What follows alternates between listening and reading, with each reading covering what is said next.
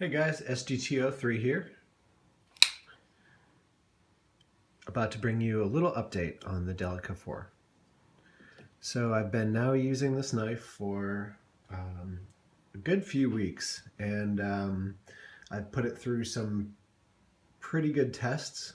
I've went ahead and completed some of the modifications that I mentioned in the previous video. You can see now that the blade, I've gone ahead and whitened the blade, which is essentially putting a flat mirror polish on the blade, which reveals the grain of the steel. When you get a really nice polish on a blade, you can actually see the way that the grains of the steel are arranged when either the billet was forged or the knife itself was forged. And I can tell you that once I removed all of the factory grinding marks from this blade, I began to see hints of what looked to be a temper line or a Hamon, either a hardening line or a temper line. So this is what I believe to be essentially a Hamon, and this is the VG10 steel. I will put some close-up pictures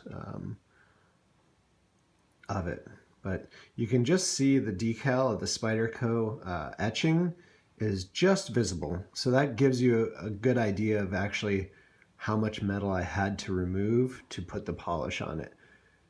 So if you polish down to just when the etching is right about to disappear, you don't really want to take much more off of it at that point, but you can see it's a nice mirror finish now.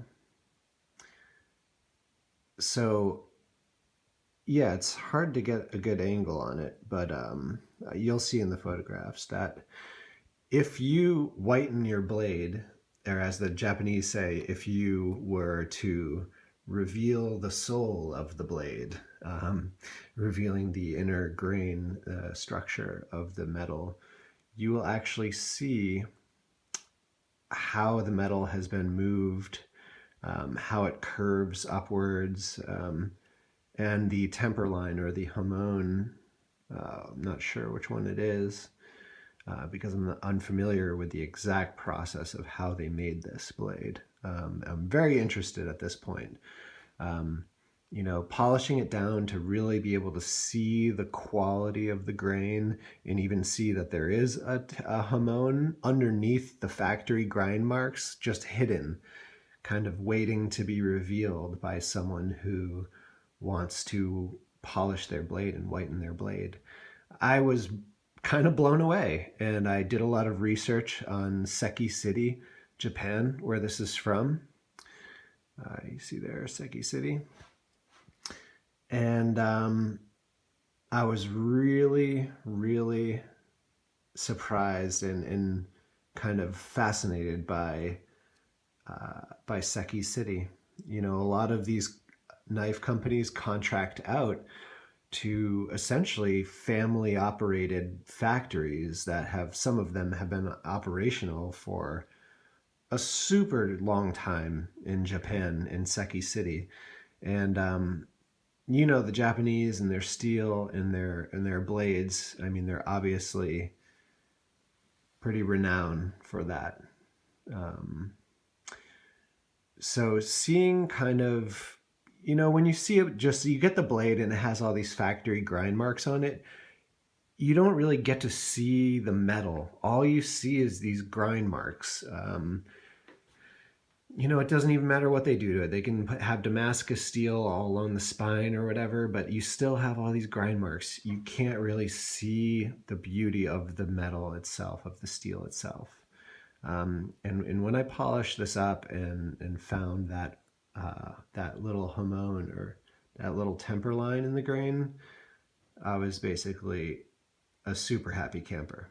I realized that this blade was really well made, I feel. And now that I have a chance to actually even take my jeweler's loop and actually look at the fine detail of the grain in the steel, I'm super pleased with VG10 as a steel. It is just performed wonderful. And so now, without further ado, I'm going to just cut into some of my testing.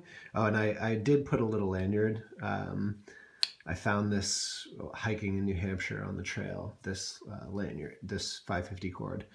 So I put a little lanyard on it, and it actually makes it super easy. When I reach in my pocket, my fingers always hit the lanyard first, so I can just whip it out, and I can even do this number where I grab this, and so that's been really useful.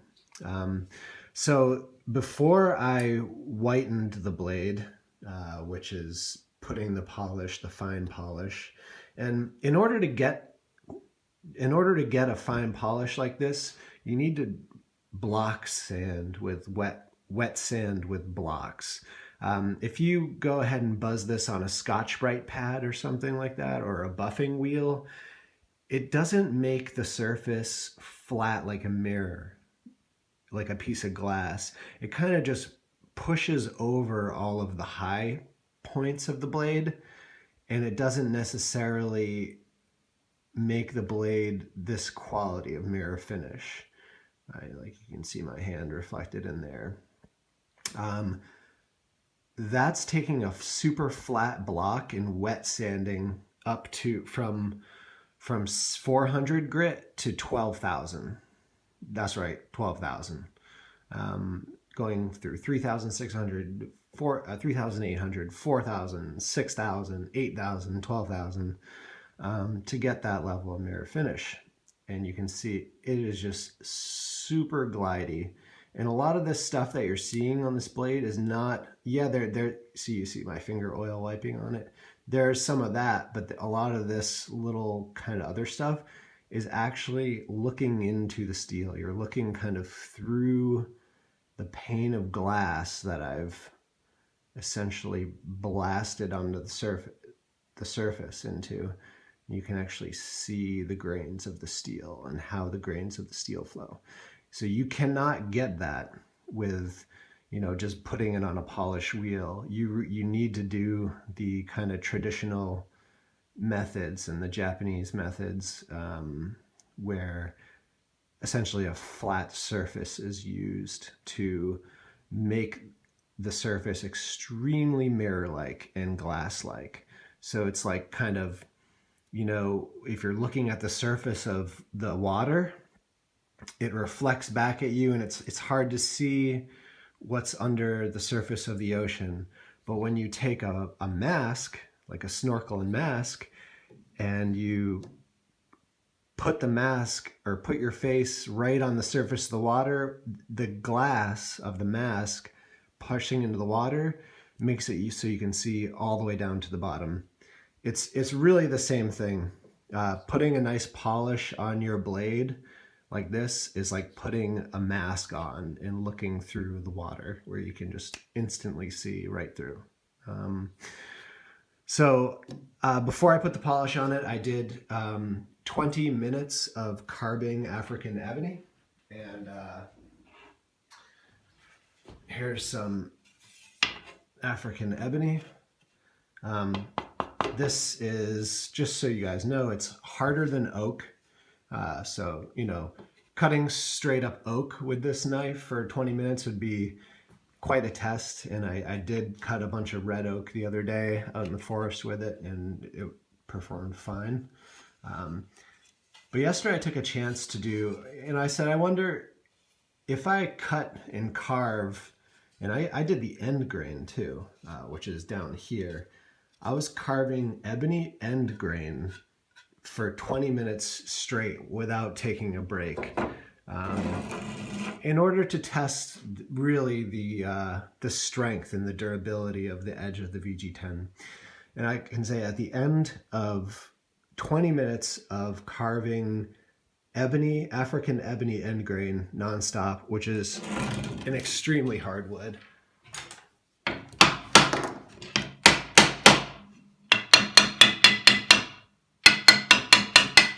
You hear that? It's like glass.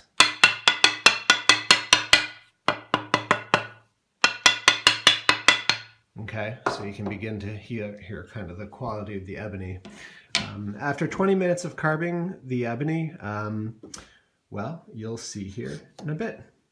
I'm going to use some fast forwarding here to not bore you with the whole 20 minutes. So, all right, guys, enjoy.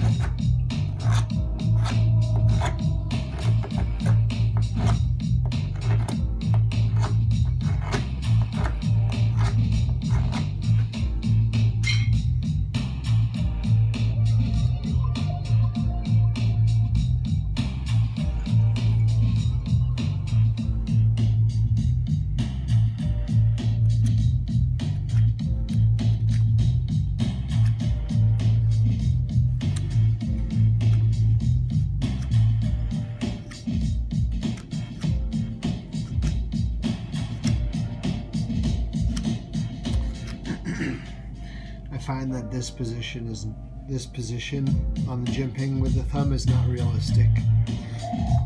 This position is realistic to deliver more power into the blade. This is where my thumb needs to be. That's the end of the story. That's where my thumb needs to be. Your thumb is not doing shit choked up here. Create a motherfucking triangle. Create a motherfucking triangle. Spread that triangle out, yo. Get power. Cutting through ebony. Solid African ebony.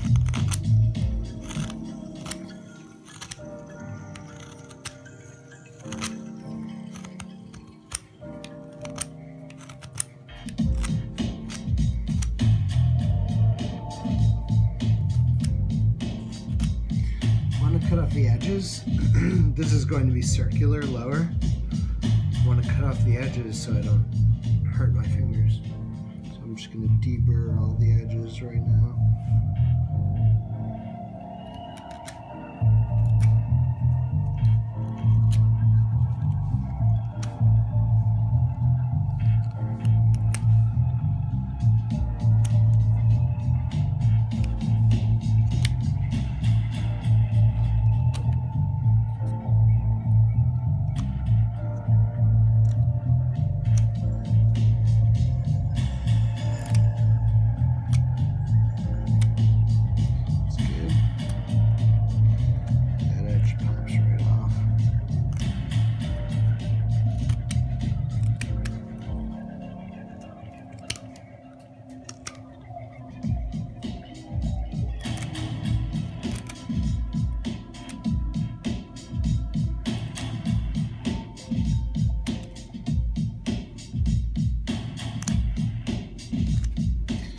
Just flaking out, you have to do directional cutting. See how it's flaking out here? The cuts are peeling off, and it's just so you gotta alter your direction of flow. Alter the direction of flow until it's dope. You want that mirror finish, especially on ebony. You can get a nice polish by moving a nice blade. When you move the nice blade through the wood, gives it a nice polish. You can see those reflections right there. That area of reflection right there. That's the way it wants to be cut. That's the way the grain wants to go.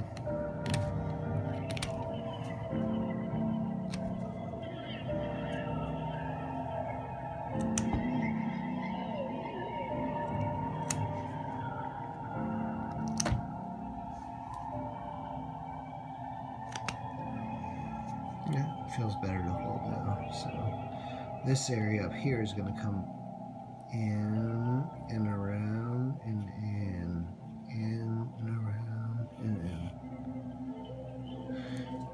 So we'll see how long the edge lasts on this VG10 steel. Cutting through East African ebony, carving East African ebony, a very hard, very brittle wood. Look at the end grain. You can't even see that shit. That's what I'm talking about, dudes. Let's do it. Let's turn up the tunes.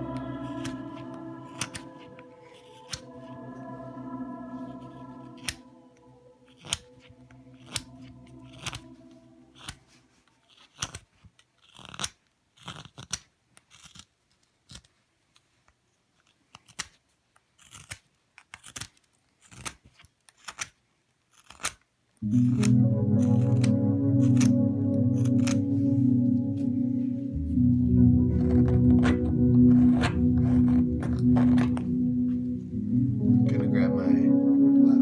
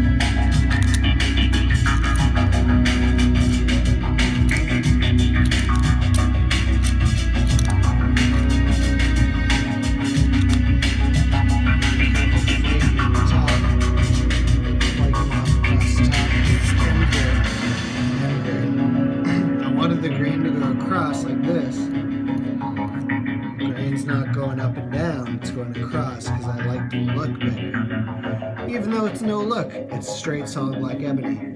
I still liked it. So now I'm carving end grain. Both sides ebony end grain with Spyderco Delica 4 VG10. It's still got me. Still got me. Carved a bunch of ebony so far. Look at that shit.